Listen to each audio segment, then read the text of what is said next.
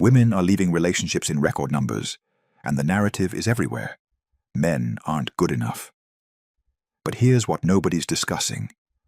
What if the real problem isn't the man at all? What if it's something psychologist Albert Ellis identified decades ago as one of the most destructive forces in human psychology? Today, we're examining relationship dissatisfaction through the lens of rational emotive behavior therapy. And what you're about to discover might completely change how you view modern relationships. Let's dive in. Albert Ellis, founder of REBT, identified what he called irrational beliefs, rigid, absolutist thinking patterns that create unnecessary emotional suffering. And at the heart of modern relationship dissatisfaction lies one particularly toxic, irrational belief.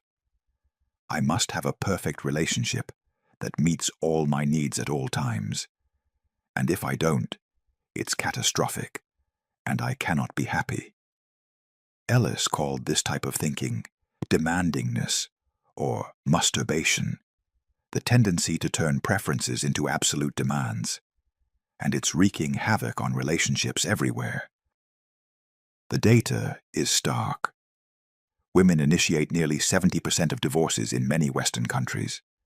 They're ending marriages that have no abuse, no infidelity, just a persistent feeling that something is missing. The mainstream explanation blames men exclusively. Men got lazy. Men stopped trying. Men failed to evolve. But this explanation has a fatal flaw. If removing the man solved the problem, these women should be thriving. They should be reporting higher life satisfaction across the board. But they're not. Studies show that many women who leave relationships continue experiencing dissatisfaction in their careers, friendships, mental health, and overall life satisfaction. The dissatisfaction doesn't disappear. It follows them like a shadow. This is where Ellis's insights become crucial. According to REBT, our emotional distress doesn't come from external events. It comes from our beliefs about those events.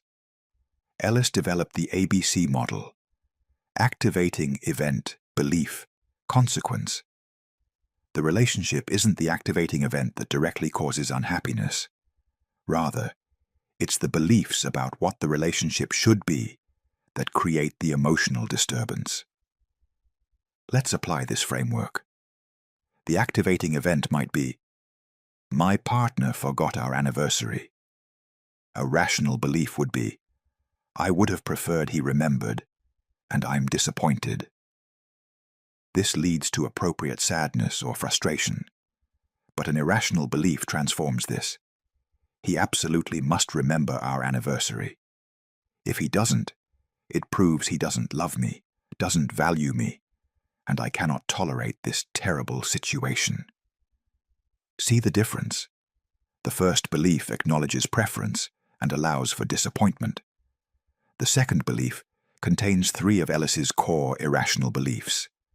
Demandingness, he must, awfulizing, it's terrible, and low frustration tolerance, I cannot stand this. Now multiply this pattern across every area of relationship life. He should always know what I need. He must make me feel fulfilled. He has to be my best friend, therapist, and protector simultaneously. These aren't preferences. They're demands disguised as needs. And demands, according to Ellis, are the root of nearly all psychological disturbance.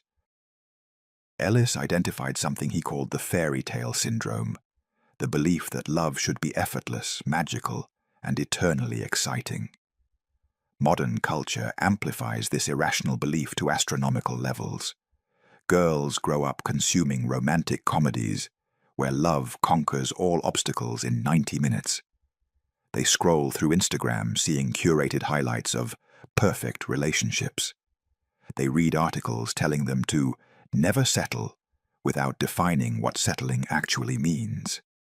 The result: women enter relationships with a mental checklist of demands that no human being could possibly fulfill. He must be emotionally available, but not needy, financially stable, but not a workaholic, strong but vulnerable, challenging but supportive. The list goes on infinitely. Ellis would call this the perfect partner fallacy, an irrational belief that there exists somewhere a person who checks every box, meets every need, and creates perpetual happiness. This belief sets women up for guaranteed disappointment because it's based on a fundamental misunderstanding of human nature and relationships. Here's where it gets particularly interesting. Ellis observed that people with low frustration tolerance, the belief that discomfort is unbearable, are particularly prone to leaving relationships prematurely. They experience normal relationship friction and catastrophize it. One argument becomes evidence of incompatibility. One period of disconnection becomes proof they're with the wrong person. They cannot tolerate the ordinary difficulties inherent in sharing life with another imperfect human. Compare this to the traditional male approach to relationships. Men are generally socialized with what Ellis would consider more rational beliefs about relationships, not necessarily by design, but by accident. Men typically think, I prefer a good relationship, but I can handle an imperfect one. This is a preference, not a demand. It allows for disappointment without catastrophe. Women, conversely, are often taught to think, I must have an amazing relationship that fulfills me completely, and if I don't, my life is ruined, and I should leave immediately.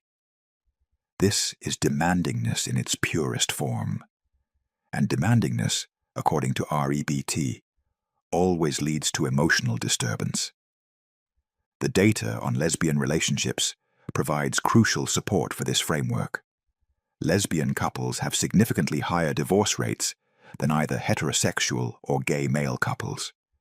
If men were the problem, removing men from the equation should solve it. But it doesn't. In fact, it makes the situation statistically worse. Ellis would explain this through his concept of double masturbation. When two people both hold rigid, demanding beliefs about relationships, the probability of conflict and dissolution multiplies. Two women, both socialized to believe they must have perfect relationships, both with lower frustration tolerance, both engaging in awfulizing. The combination creates instability. Gay male couples, by contrast, have the lowest divorce rates. Ellis would suggest this occurs because men generally have higher frustration tolerance and less demanding beliefs about what relationships should provide. They think, this is good enough, rather than, this must be perfect. Now, Ellis wasn't suggesting we should have no standards. He distinguished between preferences and demands. A rational belief is, I prefer my partner to be kind, and I will seek someone who meets this preference. An irrational belief is, my partner must be kind at all times, and if they're not, it's awful and proves the relationship is doomed. The rational approach allows for human imperfection. The irrational approach cannot tolerate it. And modern culture teaches women the irrational approach while calling it having standards and knowing your worth. Ellis observed that people with irrational beliefs engage in what he called global rating, judging their entire life based on one area of dissatisfaction. A woman thinks, my relationship isn't perfect, therefore my entire life is unsatisfying, and I must change everything. This explains why women who leave relationships often report dissatisfaction in multiple life areas. They're not addressing the actual problem, their irrational belief system. The solution Ellis proposed was cognitive restructuring, identifying and challenging these irrational beliefs. Instead of, I must have a perfect relationship, the healthier belief is, I prefer a good relationship, but I can be happy even if it's not perfect. And I can work to improve it within reason.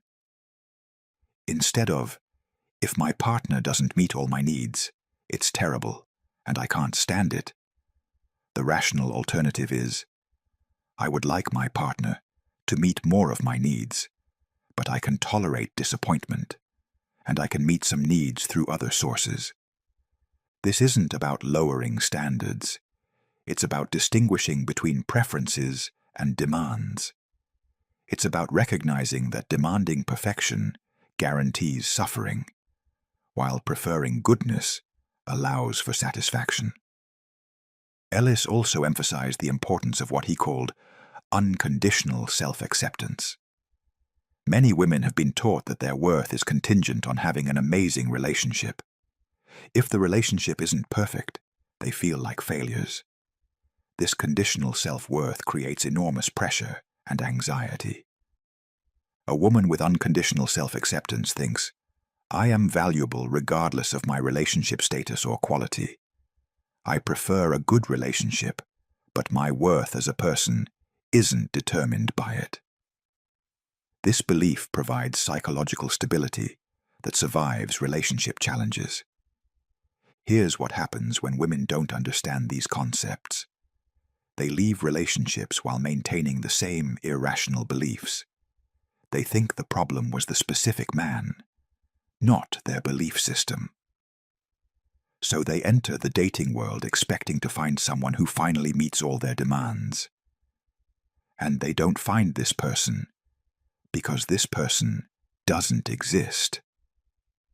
Meanwhile, the men they left move on and often find new relationships relatively quickly. And the women experience what Ellis would call rageful jealousy, not because they want the man back, but because his happiness challenges their irrational belief that he was the problem. If he was truly deficient, he shouldn't be able to make someone else happy. The cognitive dissonance is painful. Ellis would say these women are now experiencing the consequence of their irrational beliefs, not because they're bad people, but because they were taught a belief system that's fundamentally incompatible with reality. Reality contains imperfection. Demanding perfection from reality is like demanding water not be wet. It's a fight you cannot win. The women who figure this out, who learn to identify and challenge their irrational beliefs, often reach a profound realization. They recognize that what they had wasn't perfect, but it was good. And good is actually rare. Good is valuable. Good is worth keeping and improving rather than discarding in pursuit of perfect. Some of these women, if it's not too late, go back to the men they left. Not out of desperation, but out of wisdom. They've learned that no man will meet all their demands because their demands were irrational to begin with. They've learned that happiness comes from rational beliefs and realistic expectations, not from finding a perfect partner. But many learn this lesson too late.